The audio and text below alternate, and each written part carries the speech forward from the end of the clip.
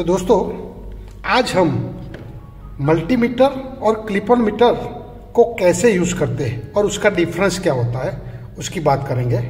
तो हमारे पास टोटल ये 3 मीटर है जिसमें से 2 क्लिप ऑन मीटर है।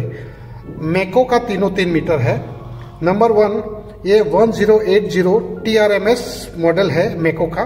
दूसरा मैको का 27 ऑटो का मॉडल है और तीसरा मल्टीमीटर है DMM63। तो तीनों का यूज कैसे करते हैं हम सिंपल लैंग्वेज में आज समझेंगे। नंबर 1 तीनों में मेन जो फर्क है वो 2 प्रोब है, खाली मल्टीमीटर में 3 प्रोब है। दूसरा इसमें भी वोल्टेज AC और DC मेजर कर सकते हैं, इसमें भी वोल्टेज AC DC मेजर कर सकते हैं और इसमें भी कर सकते हैं। दूसरा कॉमन फैक्टर है इसमें ओम्स और कंटिन्यूटी चेक कर सकते हैं, इसमें भी ओम्स एंड कंटिन्यूटी चेक कर सकते हैं और इसमें भी ओम्स एंड कंटिन्यूटी चेक कर सकते हैं। क्लिप ऑन मीटर और मल्टीमीटर में जो मेन डिफरेंस है, मल्टीमीटर में हम AC एम्पियर मेजर नहीं कर सकते, हालांकि क्लिप ऑन मीटर में AC एम्पियर इसमें 1200 एम्पियर की रेंज तक हम यूज कर सकते हैं। इसमें भी 20 एम्पियर से 400 एम्पियर तक AC एम्पियर हम मेजर कर सकते हैं। इसमें हम मेजर नहीं कर सकते। हाँ, इसमें हम DC एम्पियर जो कि 10 एम्पियर तक मेजर कर सकते हैं, लेकिन वो हमारा इलेक्ट्रॉनिक जो सर्किट होता है उसी में यूज होता है। तो आज हम मेनली 3 चीज सीखेंगे। वोल्टेज कैसे चेक करते हैं, ओम्स एंड कंटिन्यूटी कैसे चेक करते हैं और तीसरा AC एम्पियर कैसे चेक कर सकते हैं। तीनों में मैं आपको बताऊंगा। हालांकि ये जो मीटर है इसी में हम समझेंगे। तो ये मीटर में सबसे पहले ये जो कॉमन लिखा है हमेशा उसमें ब्लैक वायर आएगा, क्योंकि DC के लिए आपको हमेशा कॉमन में ब्लैक वायर डालना है। V ओम HZ जो लिखा है उसमें रेड वायर आएगा। ओके, अभी इसको हम जो ऑफ कंडीशन में है अभी हम वोल्टेज में लेके गए। ओके, अभी हमको लाइट चाहिए इसमें। तो ये जो साइड में एक बटन है उसको थोड़ी देर के लिए प्रेस करेंगे तो ये लाइट आ जाएगी और उसी को हम होल्ड भी करेंगे तो ये HOLD होल्ड भी हो गया। लेकिन अपने को लॉन्ग प्रेस करेंगे तो लाइट होगी और जस्ट 1 टाइम प्रेस करेंगे तो होल्ड हो जाएगा।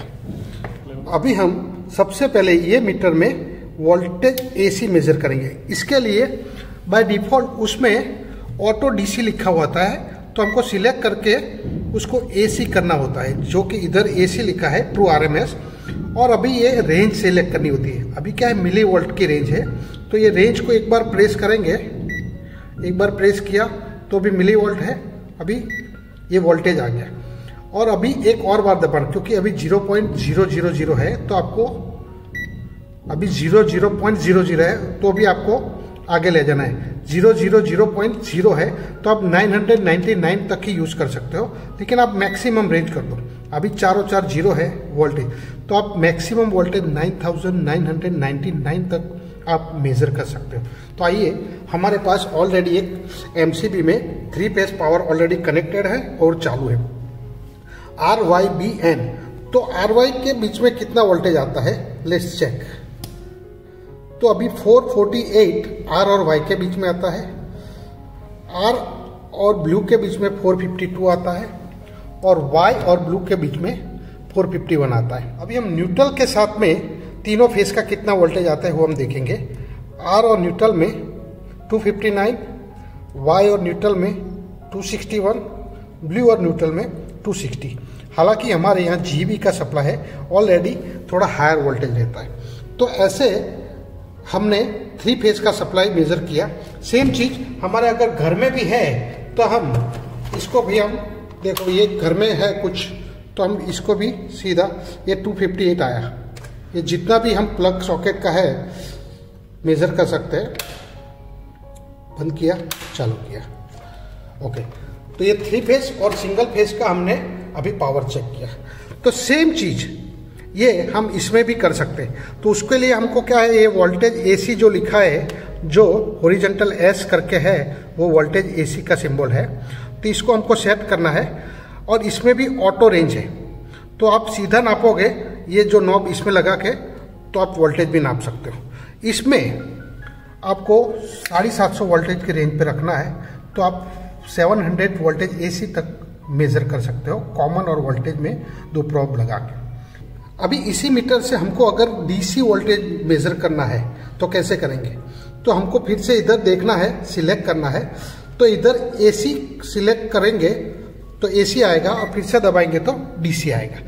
जब भी मीटर हम चालू करते हैं तो बाय डिफ़ॉल्ट डीसी आता है और उसको दबाएंगे तब एसी होता है। तो अभी हमने डीसी पे सेट किया है और उसकी रेंज सिलेक्ट करनी है। अभी मिली वोल्ट है तो आपको वोल्टेज पे लाना है और अभी 00.00 है, उसकी रेंज रखते हैं। देखो छोटी चीज़ हमको मेज़र करना है तो हम उसे ये करेंगे। तो सबसे पहले हम बैटरी का वोल्टेज चेक करेंगे, जो बैटरी का वोल्टेज कितना रहता है।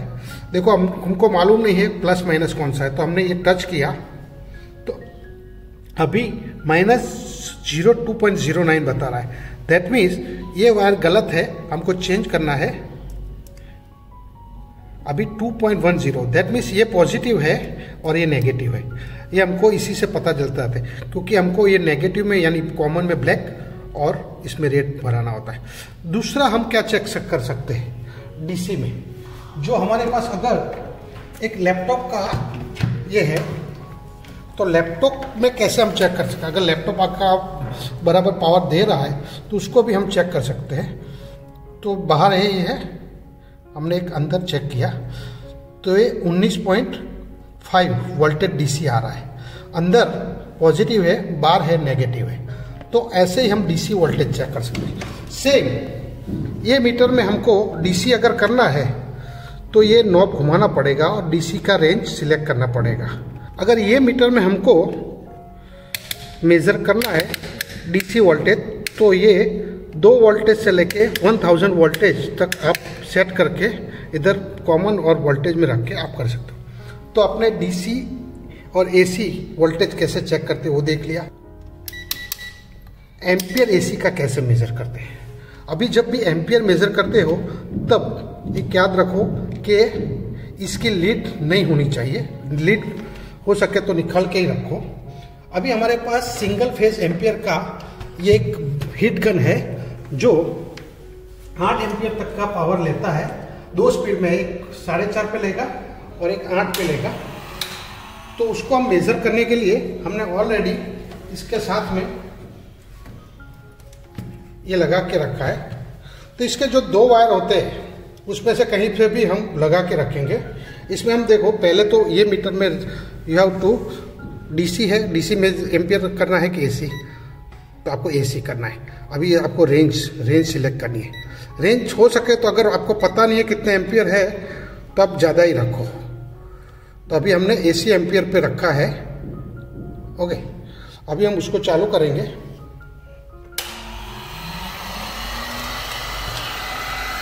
ये अभी 4.87 एम्पियर ले रहा है। जो मैं उसकी दूसरी स्पीड करूंगा तो अभी 7.82 एम्पियर ले रहा है।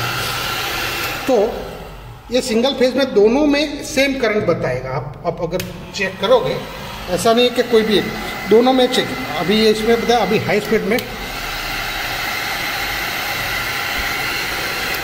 तो आप एसी एम्पियर ऐसे चेक कर सकते हो इजीली। उसके अलावा अपने पास डीसी का लोड नहीं है, लेकिन डीसी का भी लोड ऐसे ही आप मेज़र कर सकते हो। लेकिन इस मीटर में जस्ट एसी एम्पियर है, क्योंकि ये मीटर एक्चुअली थोड़ा कॉस्टली है। इस मीटर में खाली एसी एम्पियर 20 एम्पियर तक और 400 एम्पियर तक आप मेज़र कर सकते हो, लेकिन डीसी एम्पियर मेज़र करने की कोई फैसिलिटी नहीं है। सेम इसमें भी आप एसी एम्पियर कोई मेज़र नहीं कर सकते हो। ये डीसी एम्पियर सीरीज में करके आप कुछ भी सेट कर सकते हो, लेकिन वो इलेक्ट्रॉनिक में यूज़ होता है ज़्यादातर। तो ये हम 400 एम्पियर में सेम हम रख के ऐसे हम मेज़र कर सकते हैं। देखो आप एक बार देख लो, हमने स्टार्ट किया, ये 4.3 बताया, ये हाई स्पीड पे 7.3 बताया। तो सेम मीटर, इसमें भी वोल्टेज एसी डीसी और एसी एम्पियर यूज होता है, लेकिन डीसी एम्पियर इसमें हम मेजर नहीं कर सकते। नंबर 3 जो तीनों में कॉमन है, जो एक है ओम्स। जो भी कोई भी चीज का अगर आपको ओम्स या फिर कंटिन्यूटी चेक करनी है तो आप ये कर सकते हो। तो हमको एक वायर है या फिर पोटेंशियोमीटर का कंटिन्यूटी चेक करना है तो कैसे करेंगे। अभी हमको कंटिन्यूटी चेक करने के लिए ये मीटर से हम पहले कंटिन्यूटी, तो उसके लिए हमको बजर से हमको करना पड़ेगा। तो फिर से हमने कॉमन में ये किया, वोल्टेज में रेट डाला और इसको ओम्स में किया और इस इधर से हमको रेंज सिलेक्ट करना पड़ेगा। ये ओम्स में आया, ये ऑटो पे आया। हमको ये दो चीज लगा के रखनी है। अच्छा, ये ओम्स में और ये बजर भी बजा। अभी क्या है, शॉर्ट है, दैट मीन्स आपका ओम्स है वो जीरो है, ओके, और बजर भी बजता है। तो अभी हमने ये एक्चुअली फॉल्टी वायर लिया है, तो अभी हमने रेट से रेट लगाया।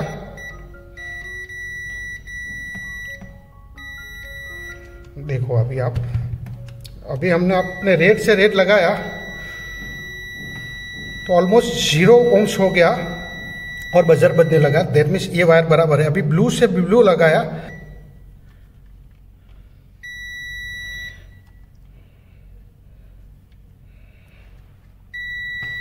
ब्लू वायर भी चालू है, ओके। अभी उसके अलावा एक ग्रे वायर है, ये जो ग्रे वायर है वो बंद है।